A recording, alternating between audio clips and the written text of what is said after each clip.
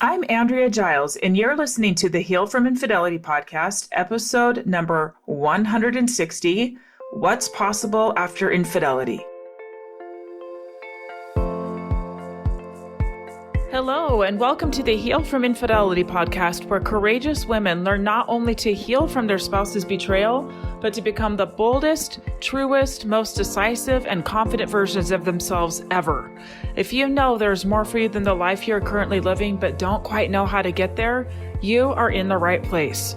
Stick around to learn how to create a life that will knock your own socks off. Is it possible? It is, and I'm here to show you how. I'm your host, Andrea Giles. Are you ready? Let's dive in. Hi, everybody. Welcome. I have a fun episode for you today. My hope, my intention is that you leave this episode with a little spring in your step, with a little more hope than you had before you turned on this episode. What I'm going to do today is I am sharing with you real stories of real clients that I have really worked with, some that I'm currently working with, and some that I've worked with in the past, and what has transformed for them, what is possible, what's possible for them, which guess what, then becomes possible for you. I decided to do this episode because often when people reach out to me, they're so embarrassed. They're so embarrassed, and they often think that their situation is much worse than other people's, or that surely this kind of thing doesn't happen very often, or my situation is more shameful than others. I'm here to tell you, I've heard pretty much everything at this point. Nothing is like too much or too sensational or anything like that. I understand that for you, right? For you, it's a big deal. I understand that for you, it has rocked your world. So this is not to minimize it, but to say, I get it.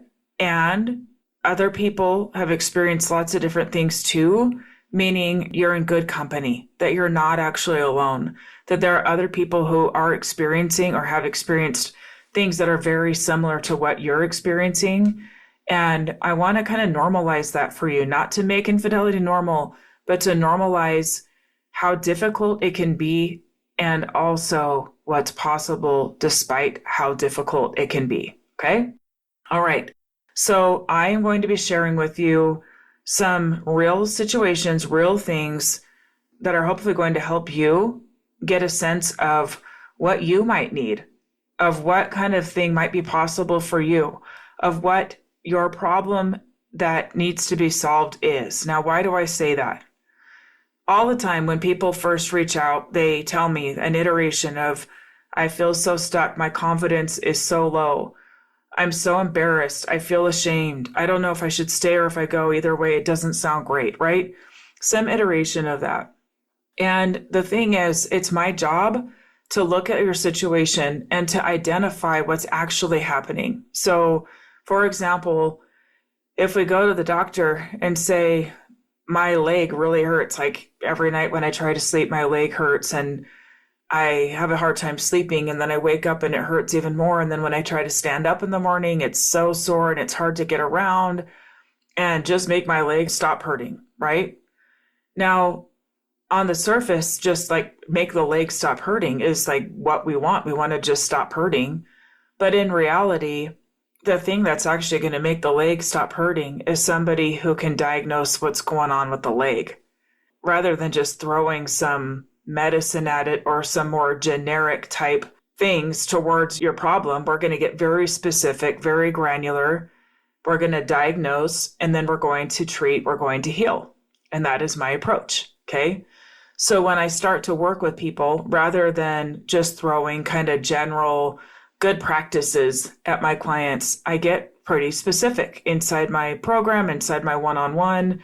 We do a lot of really understanding what the problem is so that we can really solve for it, and then figure out what area of growth is needed, what skills are needed to fix the problem, right?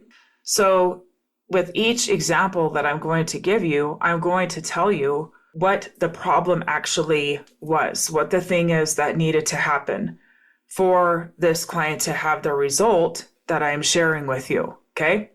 All right, here we go. This one is currently in my program, and she came to the program with the infidelity happening fairly recently. She found out not that long ago. And it has been a huge, huge disruption in her life, as you all know. There are kids involved. There are many years of marriage involved. It was with somebody that they both are close with, so it felt like a double betrayal. And she came to the program really, really angry, a lot of rage, a lot of anger. A lot of times where when she was with her husband, she couldn't help but just kind of fly off the handle and just tell him all the things and kind of angry rant, right? Of how could you do this, that kind of thing. And she was in a ton of pain, just a ton of pain. After really hearing her and talking about what's going on with her and hearing some of the specific examples of what's going on, some of the things that we uncovered are that she knew, that she had a really good sense that there were things off, that she muted her voice, that she dismissed her voice, that she kept quiet. And this is in no way to blame her, not at all, in no way to blame her, but to see where she has a voice and where she needs to use that voice now in really driving things forward. And where I'm so proud of this client of mine is we've only been together in this group for 4 months. That's it, 4 months. And in this time, she has taken this extreme anger and turned it into learning how to connect at a deeper level than she ever has with her husband in 4 months, being very, very intentional about the repair, very intentional about what she will allow in her mind and what she will not, where she will focus her attention, where she will not, what discussions she's going to engage in, which ones she's not. She has learned to have really strong boundaries around where she lets her mind go. She shared an example recently about how a trigger came up for her. It came up, it was kind of out of nowhere after having a really good day. And rather than letting it derail her entirely, she did mention to her spouse that she was triggered, that there was something that bothered her. He offered to talk about it, and she decided that that would not be useful, that she did not need to, that she could handle it and metabolize it on her own. How amazing is that, to know when to bring it and talk about it and when to know that you can handle it and you can allow it. And she said that it was within minutes that this passed through her and she was back into herself and enjoyed the rest of her day. This was a huge, huge shift for her from the beginning of the program. She and her husband are more known to each other than they ever were before, like really showing themselves to each other, really knowing each other, full transparency, really understanding what happened. Right? Really getting to a place where they are so committed to what they're building that part of that rebuilding is knowing what actually needs to be left behind, what needs to be left, what needs to be brought with.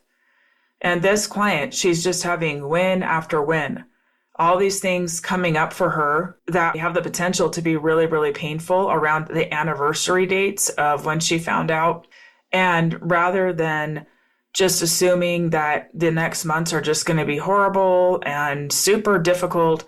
Instead, she is super intentional and creating new traditions out the gate around these dates, around some of the circumstances involving what happened. She's taking it and she's saying, nope, I am not going to just lick my wounds here. I'm going to be intentional and decide what I'm going to do with these days, how I'm going to feel. And when these inevitable feelings come up, when we sometimes just have triggers come up that we don't expect, that we don't plan for, knowing how to contain it. This is everything. Not letting it burn things down, not letting it reverse all the work that you've done, not letting it add a new painful thing to the marriage by your strong reaction to the pain, right? Sometimes we feel something intense and then we react to it and we end up having to go back and repair, right? Which is not the end of the world. But when we're trying to heal It's, of course, a little bit easier to heal when we're not adding new things to repair from by saying things or doing things that are going to set us back. Okay. So this is this one client. Again, she's only been in for 4 months. I can't wait to see how much changes for her. And on the last call, she said, I decided to take a leap and join this program. And she said, I absolutely know that I would not have those results if I didn't. And she's just grateful to be there and is leading out with really changing her own life and changing her relationship. Okay. Another client that I worked with a while back, this client had a situation that I don't think I've ever talked about this kind of situation, and it is definitely time. Why? Sometimes, like I said, we have situations that we think are particularly dirty or particularly shameful, and let's talk about it. Let's talk about the situations, bring them to the surface, and guess what? When we talk about things, shame melts away. Okay, shame thrives in secrecy. It thrives. It's like a black mold. Okay, let's talk about it. This client came to me because her husband of many years was having multiple affairs with members of the same sex. Okay, so heterosexual couple with him having homosexual relationships. Okay, multiple times, multiple people. Ultimately, this person decided that he wanted to explore this lifestyle more. He decided he wanted to get divorced. And that is when I started working with this client. As you can imagine, when she started with me, she was shaky. She was deeply, deeply hurt. She felt rejected. She felt like she had sacrificed and done so much for this man, and to only be kicked to the curb, right? Even though I can see that that's not the case, that's how it felt to her. And she was heartbroken because her children were very confused, and some of them were siding with him and some were siding with her. Some didn't want to talk to her for a little while. There was a lot of pain involved, a lot of pain. And over time, working with this client, she completely was able to change her relationship with how she saw all of it. So part of the struggle is that when she came, she had such a strong story about how damaged her children were from it, how damaged she was, how broken she was, how it would never be the same, how all the things that she had worked so much for were just gone. And through our time together, she was able to kind of take that story apart, deconstruct it, really tear it apart, and build a story that she was so proud of. Look at the parts where she was amazing and incredible and always showed up for her kids, the way she showed up for him, the way that she parented, the way that she was, the person that she is in this world. And through that, she was able to gain some of her confidence back. She was able to learn how to set boundaries. When we first started, she had kind of the mindset that she had to just kind of take his lousy behavior, take some of his meanness, even from the standpoint if he perceives me as mean, he's going to drag my name through the mud. He's going to try to manipulate the kids, take the kids. She didn't really know what he would do. And so there was a part of her that was kind of tiptoeing around things, worried about setting boundaries with him. By the time we were done, she was able to set strong boundaries. She was able to say no. She was able to allow certain kinds of messages from him when it was related to the kids and not discuss other things. She really took her peace back. She took it back. Fast forward, this person left working with me, started dating a wonderful man, and is so happy with him. She's so happy with him. She has more happiness there than she did before. And I hear from this client here and there just telling me how happy she is and saying, I know I would not be here. I would know I would not be in this position if it weren't for working with you. And I share this because I know some of you listening are in the same boat, where there's not just the infidelity, but there's an extra layer of it being with the same sex. And this can be a little different. It can feel a little more challenging. It can feel a little bit even more of a rejection, like not just rejecting me as a wife, but rejecting me as a woman. And I'm here to tell you, please listen to me, that that is just not the case. It's far more deep than that. It goes way back. There are things that were in play long before you ever came into the picture that were acted out while being married to you. Okay? But this client has been able to really find peace with where she's at and even find peace with where he's at. They've been able to learn how to parent better together, letting him kind of do his thing while setting boundaries in a way that feels safe for everyone involved, but being able to co-parent fairly well. That is also possible for you. Okay, next example. This is a very, very dear, beloved client of mine. All of my clients are. They're all so loved by me. This client I've been with for quite a while. She joined last year. She came to my in-person retreat. And when she joined, the status of her situation was she was separated. He was living somewhere else. She was alone. She was angry. She was in so much pain. In her own words, she felt very desperate. She felt very desperate. Didn't know what to do. And she joined my program because she felt hope when she talked to me and when she heard my podcast. She said that it resonated with her and that she did not hesitate and jumped in going, I know I need that help. Now, she just was looking for some kind of hope, some kind of relief. She didn't know what to do. And what I could see is that she was kind of waiting for something to happen. She was kind of waiting for maybe for him to come back home and say, okay, this is what I want. I want to make this work. I want to make this happen. And what I could see is that this was a pattern, right? This was a problem, a pattern. It was a symptom of the kind of marital patterns that they were in, of just kind of sitting back, being a little more passive, kind of waiting on things, not being as assertive as she could be. And what ended up happening is she was able to really own, I want him to come home. Because if he does not come home, we don't have a shot. It's not happening. And I want him to come home. And at that point, he was saying that he wanted to make it work, but they had zero plans of when he was going to come home. And so she spoke up and said, all right, I want you to come home. We've got to work on this together. We've got to figure out what we want together. And he did come home. And from there, they started to rebuild. And it was very intentional. When she first joined my program, she was hesitant about the group aspect because she was pretty quiet around other women. She says that she was the type that didn't talk a whole lot in groups, that kind of kept to herself before coming into my space. And now she is open to her friends, open in her community, in her marriage, in her home, in my group. She has been quite a leader. She has spoken a lot. And her own mother said about her, you look different. You look different.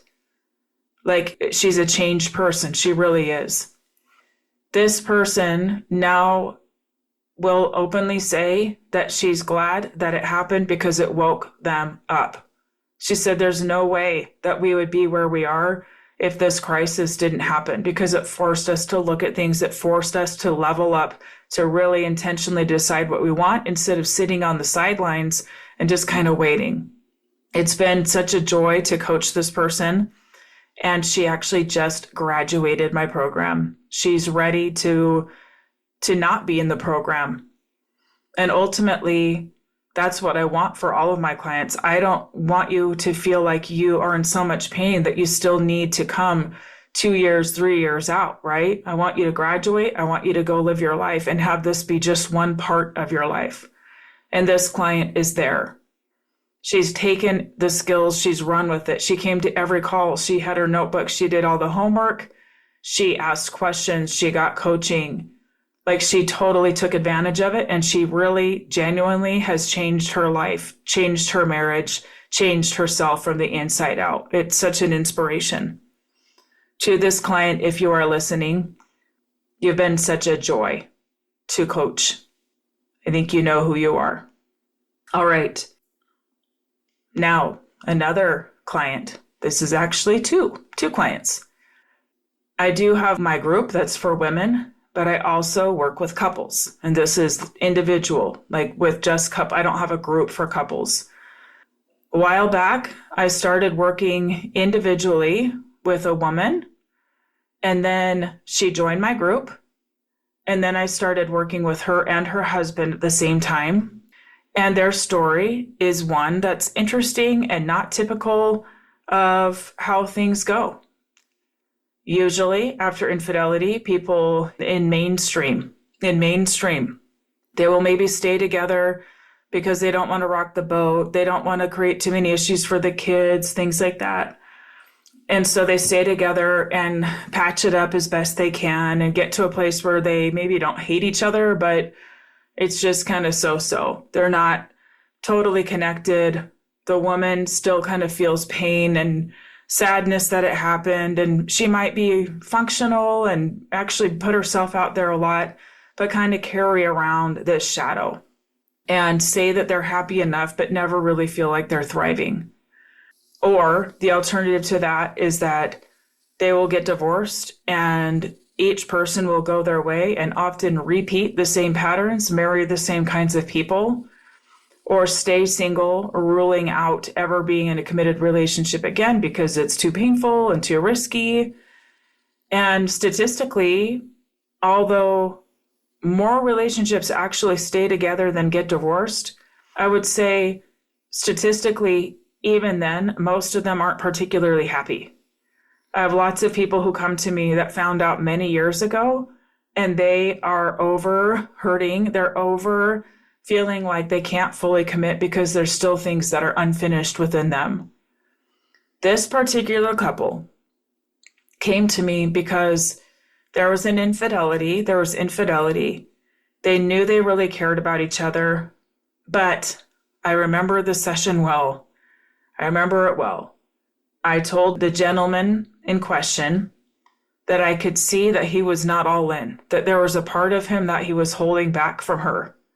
There's a part of him that he was not letting her see. There are things that he was doing that she could see were not quite who she used to know, that he was still holding back. And that was not enough for her. She was very clear. She was willing to forgive. She was willing to grow. She was willing to look at her part in some of the marital issues that they had. But she was not willing to settle. She was not willing to commit all the way when she could see that he was not committed all the way. To make a long story short, this couple ended up getting divorced.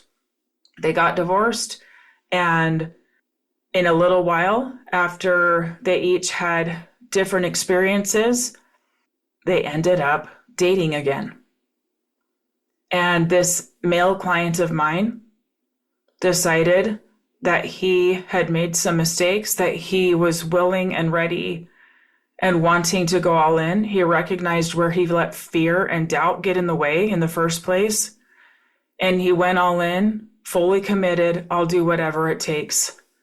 Because that is what this client of mine wanted all along. The love was there. The care was there. She decided to give it a shot. Just last week, I heard from this client, the one that I originally worked with, saying that they are doing so well and that he is a different man. They're doing so well, and I actually am going to have a catch-up chat with them next week and talk with them. And I asked permission to share, and they said yes. They said, if this can help somebody else, please share. This is what's possible when you have the tools to know what to do with all the hurt, all the pain, rather than just pushing it aside, rather than distracting yourself, keeping yourself busy. Actual healing, actual connection and joy and peace can be yours when you know what to do with the problems that you have, when you're willing to face them. This couple recognized that the infidelity was a symptom, as it always is, of both of them not having strong communication skills, both of them having wants and needs that they didn't know how to articulate, and then kind of holding some resentments to each other for it, blaming each other for those things. Now they are open, they talk about things, they manage their own emotions around when the other person doesn't agree with them without getting into arguments or stonewalling or some of the things that happened before, shutting down, pulling away, or becoming explosive. They know what their patterns are, they see them, and they've chosen to do different things with them and staying connected. Their commitment is to connection above all else, and that's why they are being successful. They are bringing the best of themselves to the game. All right. I could go on and on with lots more stories, lots more examples, but I'm going to leave it here because there are some examples there of people staying, of people leaving. Success either way. Your situation is not too messy. It's not. Your situation isn't so unlike anyone else's that there's nothing out there that's going to work for me. I hope that this episode brings you some assurance that maybe, just maybe, there are others out there like you, that maybe, just maybe, you can figure out and learn how to overcome this too, how to feel peace again, how to feel like yourself again, how to stop feeling so small, how to feel like you have shrunken yourself. Okay, there's hope for you too. I will say it does not come on its own. It will not just magically appear. Our brains are too strong for that. Your sense of safety has been threatened by his infidelity. Our brains are wired to keep us safe because there is a real threat to your emotional safety, even your physical safety, right? Where we would need to be in tribes, like our biological need is to be with other people. And so when that is threatened, our brains are going to go haywire and remind us of it constantly until we learn how to work with that part of our brain that wants us to survive, but that keeps us in a lot of pain. It will keep regurgitating the same painful stories, reminding us how we're not safe, reminding us not to commit. Don't go all in. It's too scary. The other shoe's going to drop. What are you doing? What are you thinking? I'm here to tell you, our brain will stay very, very active and keep us in that space until you learn how to tame it, until you learn what to do with it, until you learn what the actual problem is. Yes, your safety was threatened, but let's go deeper into what is the actual problem here. When we can diagnose the actual problem, get data that backs up solutions, that backs up what's actually happening, it calms that part of our brain down. We stop being so afraid. When we have solid data, solid plans, solid things that we're going to do to keep ourselves safe, our brains start to settle down, okay? All right, thank you for being here today. I invite you, if you would like the kind of help that you have been hearing about today, I invite you to apply to be a part of the program, Get Your Life Back After Infidelity. I would love to have you join me. I do have a spot or two open right now for couples coaching. If you're interested in that, you can email me at andrea@andreagiles.com and we can discuss those options. And I really appreciate you being here with me today. Take care. Thank you for listening to the Heal from Infidelity podcast. If you would like to be kept in the know about upcoming free classes, new podcast episodes, and other ways of working with me, go subscribe to my weekly email. You can subscribe at andreagiles.com/lies-about-infidelity/. Again, it's andreagiles.com/lies-about-infidelity/. I will see you next time.